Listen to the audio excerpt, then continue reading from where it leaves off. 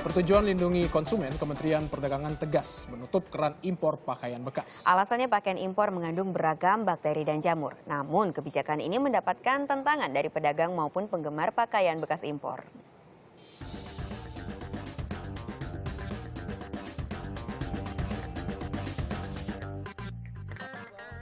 Datang tampak muka, pergi tampak punggung. Beginilah kiranya perumpamaan untuk nasib pakaian bekas di Indonesia. Hadir tak berdokumen resmi, pergi pun sesuka hati. Bukannya merugi, kehadiran pakaian bekas justru jadi primadona sejumlah masyarakat. Harga ekonomis, merek ternama, bahan berkualitas jadi alasan daya tariknya. Ironisnya, peminat pakaian bekas impor di Indonesia cukup tinggi. Berdasarkan data Direktorat Jenderal Bea dan Cukai pada 2013, jumlah kasus tangkapan pakaian bekas impor mencapai 95 tangkapan, bernilai 622 juta rupiah. Sedangkan pada periode Januari hingga Mei 2014, jumlah kasus tangkapan sudah mencapai 82, dengan nilai transaksi 3,1 miliar rupiah. Asumsinya, jika pengiriman meningkat, berarti permintaan juga meningkat. Keberadaan pakaian bekas impor ini mengancam produk sandang dalam negeri. Belum lagi adanya temuan bakteri dan jamur pada barang-barang ilegal ini. Karena itulah, demi melindungi konsumen dan industri garmen tanah air, pemerintah kembali tegaskan kebijakan pelarangan impor pakaian bekas. Itu kita lakukan uji laboratorium, ternyata kita temukan yang menurut saya mengagetkan karena terdapat bakteri mikroba yang kandungannya itu sampai 2016.000 koloni per gram. Nah, maka kita meminta kepada konsumen untuk tidak membeli dan menggunakan baju bekas ekspor ini. Ini juga dalam rangka harkat dan martabat bangsa. Jangan sampai negara kita ini menjadi tempat sampah dari negara lain. Larangan impor pakaian bekas sebenarnya sudah dilakukan sejak tahun 1997 melalui Peraturan Menteri Perdagangan, lalu dikuatkan dengan Undang-Undang Nomor 7 Tahun 2014 tentang penegasan barang impor baru. Sedangkan impor barang bekas harus ada persetujuan Menteri Perdagangan. Undang-undang ini baru bisa menjerat pihak importir saja, sedangkan untuk perdagangan belum bisa terjerat hukum. Dalam rangka kepentingan nasional dapat melakukan pelarangan perdagangan terhadap apa-apa, kan gitu. Tapi ini harus dituangkan dalam peraturan presiden. Nah, nanti peraturan presiden itu akan mengatur apa saja sih yang dilarang untuk diimpor dan diperdagangkan. Kebijakan ditegaskan, gelombang protes berdatangan. Pedagang pakaian impor menolak kebijakan pemerintah. Iya, kalau saya merasa ini juga kan dirugikan juga. Masalahnya kan selama ini kan lancar-lancar aja. Terus dadak-dadakan timbul seperti ini kan, jadi pikiran juga kan, usaha kita belum tentu yang lain, belum tentu kita nggak tahu hasilnya kan. Kalau ini kan udah kelihatan hasilnya kan. Bagian pelanggan kita, customer kita udah banyak. Senada dengan Teddy, ancaman ribuan bakteri dan jamur tidak membuat jera bagi para penggemar pakaian bekas impor. Itu buat aku sih harta karun ya, karena kita cari barang second itu nggak sama feel-nya kayak kita nyari barang baru yang ada di mall-mall kayak gitu.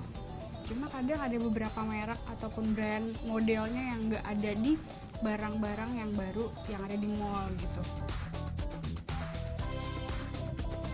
Meski ada ancaman ribuan bakteri dan jamur pada pakaian bekas impor, Ratu tetap tak bergeming. Sebab ia punya cara yang diklaim ampuh membunuh bakteri dan jamur, yaitu dengan merendam pakaian bekas di air panas sebelum akhirnya dicuci.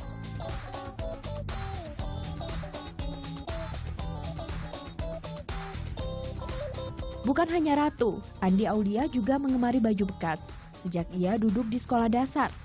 Kini selama 16 tahun sudah ia memburu pakaian bekas impor. Selama itu pula Andi yakin belum pernah terserang penyakit apapun. Itu kan pakaian ini kan bisa dicuci pakai air panas gitu, terus bakterinya hilang. Selama ini aman-aman aja kok gue make. Nggak pernah kenapa-napa? Alhamdulillah nggak pernah. Dan yakin dengan cara itu, Iwan? Insya Allah yakin. Boleh-boleh saja, baik Ratu dan Andi menyangkal belum pernah sakit karena baju bekas, atau yakin tak ada jamur dan bakteri dalam pakaian bekasnya. Faktanya, mereka harus ekstra waspada. Sebab berdasarkan data hasil uji penelitian Laboratorium Mikrobiologi Balai Pengkajian Mutu Barang Kementerian Perdagangan terungkap, pakaian bekas mengandung bakteri dan jamur. Penelitian melalui proses preparasi contoh, pembiakan mikroorganisme, serta proses inkubasi selama 5 hari dan dengan beberapa parameter lainnya. Yang pertama adalah parameter angka lempeng total. Angka lempeng total itu dipakai untuk mencari tahu berapa sih total bakteri dan jamur yang ada dalam contoh tersebut.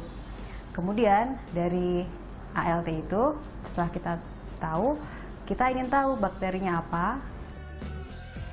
Petugas penyelia kemudian mengidentifikasi jumlah dan jenis bakteri yang ada pada contoh baju bekas. Hasil pengujian pakaian bekas menunjukkan tumbuhnya koloni bakteri pada angka lempeng total dan jamur kapang. Dari setiap 1 gram sampel baju ini saja bisa ditemukan 216.000 koloni bakteri dan jamur. Dari jumlah tersebut, yang bisa teridentifikasi saat ini baru jamur kapang saja sebanyak 36.000. Nah, sisanya bisa jadi adalah bakteri dan jamur yang lebih berbahaya. Bayangkan, seberapa banyak bakteri dan jamur yang ada dalam satu baju bekas yang rata-rata beratnya adalah 200 gram. Jamur kapang adalah jamur yang dapat menimbulkan penyakit kulit dan mengganggu saluran pernafasan, batuk atau bahkan alergi tertentu. Jamur kapang merupakan jamur yang berspora, tidak bisa langsung hilang dengan merebus dan mencucinya. Kalau kapang sih sebenarnya yang paling bahaya itu adalah sporanya. Jadi spora itu karena dia mudah sekali terbang, terkena aliran udara, sehingga sebelum dicuci pun spora itu mungkin udah masuk ke tubuh kita gitu.